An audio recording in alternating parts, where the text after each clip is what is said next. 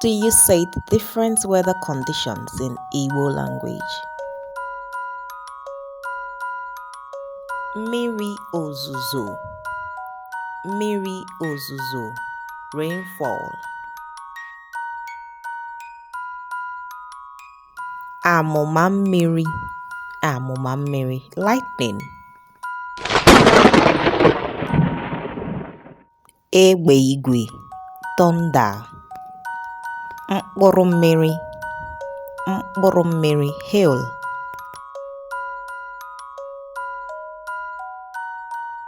Kpakpando, kpakpando, star.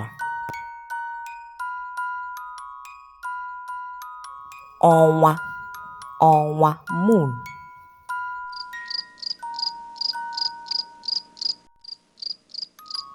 Anyanwụ, anyanwụ, sun.